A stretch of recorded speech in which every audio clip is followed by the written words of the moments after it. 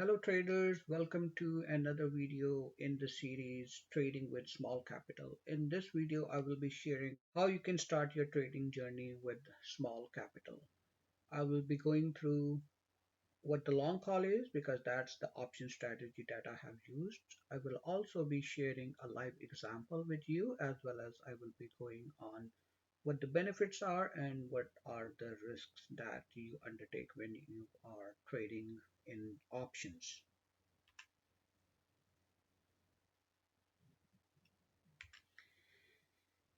I have come across many people as well as my friends when we talk about trading or investing in stock market, and the very common question I receive or objection or concern that I receive is that they do not have enough capital to invest.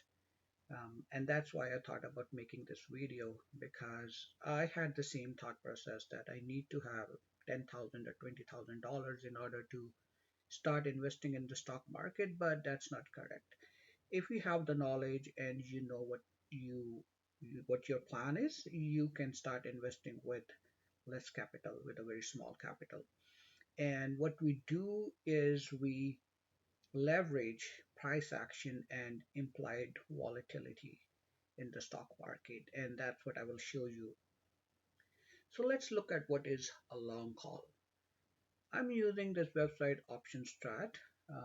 It provides good explanation of all the different option strategies that are out there.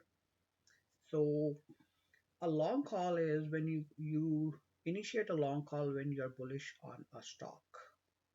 You know the stock will rise because of good earnings or they're doing very good in their business. So you're bullish on the stock, you initiate a long call.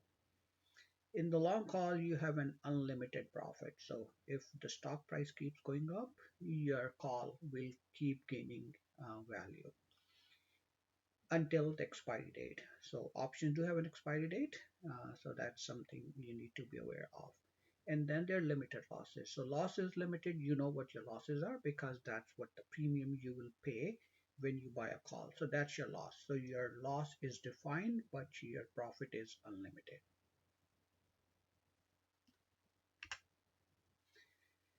So before we move into the real example, I wanted to share what's the difference between buying the shares and buying the long call.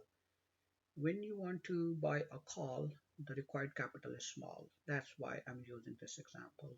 Whereas if you want to buy shares, you need a large capital. For example, if you want to buy Apple shares, Apple is around 190 or something. So if you want to buy 100 shares, it's going to cost you $19,000. Whereas if you go for a long call, the capital requirement is small.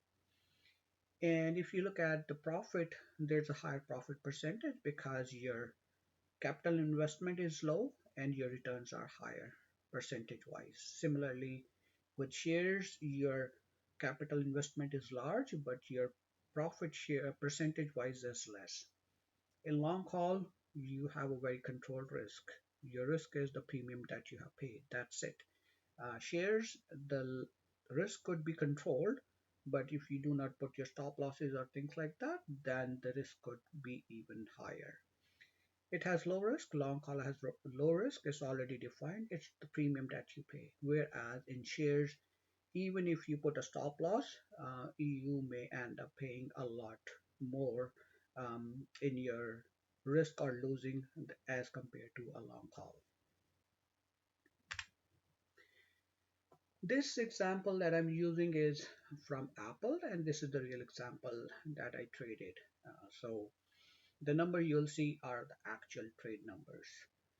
This is Apple's 2 hour chart, and right now my cursor is on April 18th, 24, and this is the day when I initiated the long call. Apple was about to release its earning on May 2nd after the market closes. So the reason I initiated the long call. I looked at Apple. Apple was at low. The prices were low, And if you look at the larger time frame chart, you'll see where Apple stock prices were. It was kind of on the lower side. And after the earnings, the expectation was that Apple will rise, and that was the reason I initiated the long haul. And of course, I looked at some of the technical analysis stuff as well. Let's look at the option pricing chart. If you look at this chart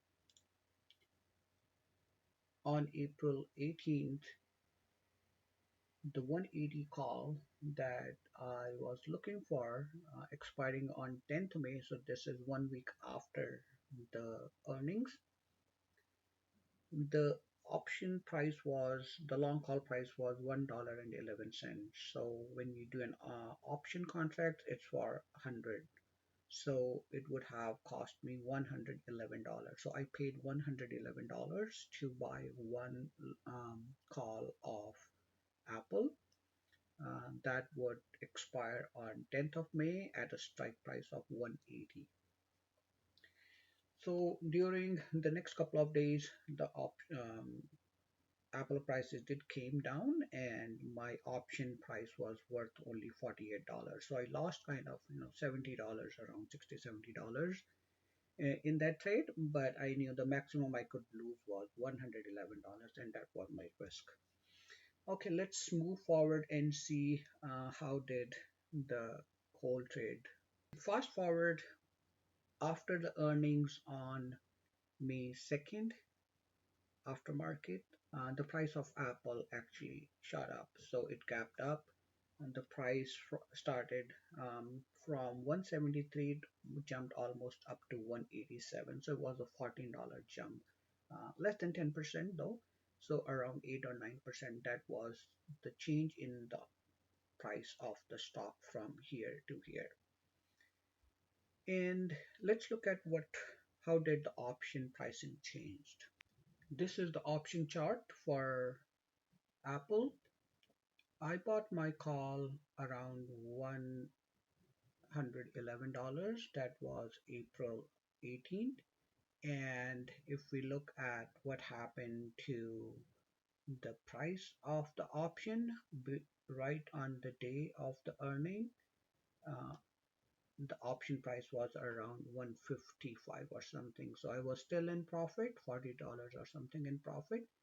And after the earnings, the price of option jumped almost, as I had, $775. So it was almost a 700% jump, whereas the change in the price of the stock was around 8 to 9%, but change in the option pricing was enormous. So that's what's called leveraging. We are leveraging the price action as well as the volatility. Look at the volume, how high the volume was on that day for the calls compared to the other days, right? So this is what the benefit of options is when you are working with a small capital. It gives you much more high return on your investments.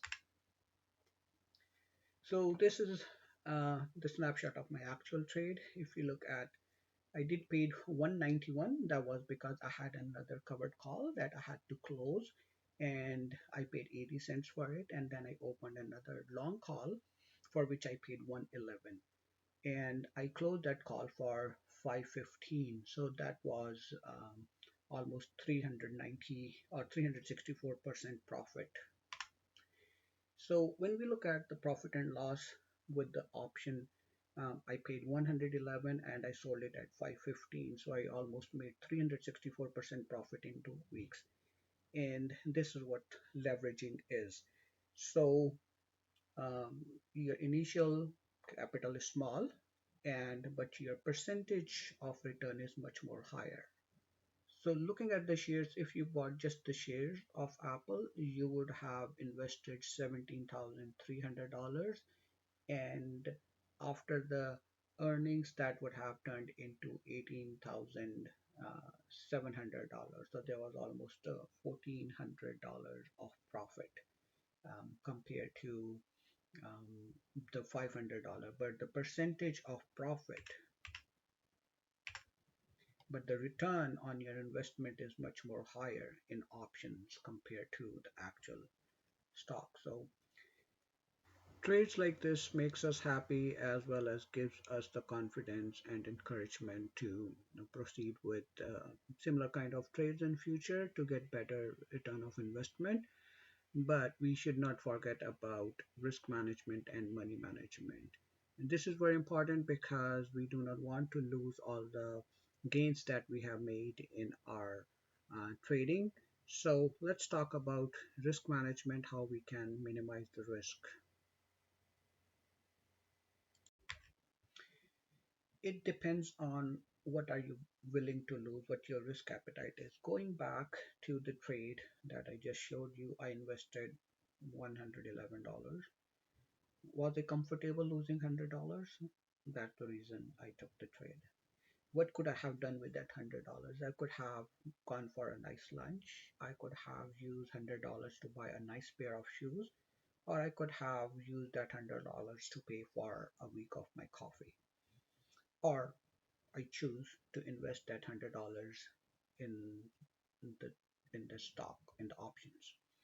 So that's why, am I willing to lose $100 compared to $500, compared to $1,000, to compare to a $10,000? What is my risk appetite, right? I could have thought, oh, why didn't I buy five contracts for $550? That would have returned me $2,500 or $2,600, right? So after the fact, it's very easy to say, I could have done that, I could have done that, but it again comes down to when you're taking those decisions, you don't know, market could go either way, right? If the market has gone against me, I could have lost that $100. And am I comfortable with losing that $100? That's the question you need to ask. So $100, or some people may have a bigger risk appetite, they may be able to lose $500 or even $1,000, right? So again, comes down to what your risk appetite is. So when you're investing, you have to invest responsibly. You should be careful about your money. See, this is the example.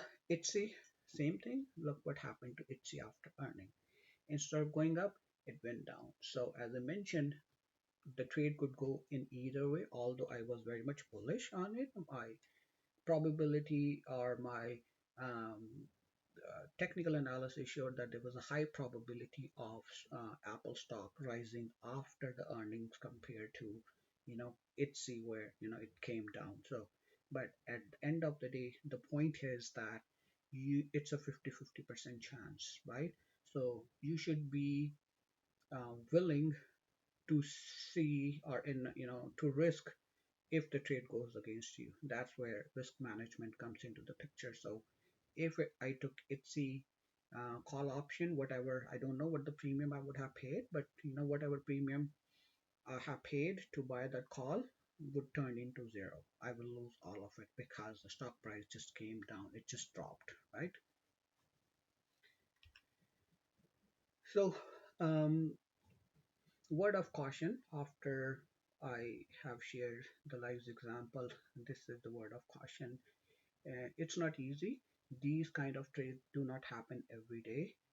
There are opportunities in the market, and we need to look at and see what is the right opportunity with a limited risk. So first thing, you need to select the right stock. A stock that you think is bullish and is undervalued. Maybe that's a good stock, right? And then you have to choose what the correct strike price and expiry date is. You don't want to be too close to, you don't want to have a small expiry date, you don't want to have a long expiry date. You need to choose what your expiry date should be, what your strike price should be, and that's all based on the technical analysis. So you should know how to read the charts, how to read the different indicators, how to read the candles. All those things comes into the technical analysis. And then in the very end, again, talking about risk appetite. Define what your risk appetite is. How much are you willing to lose on a certain trade? With that, I hope you enjoyed this video. If you like this video, please give a thumbs up and do subscribe to my channel. And I will be making more videos on in this series on how to trade with small capital as well as on technical analysis. So happy trading and investing. Thanks for watching.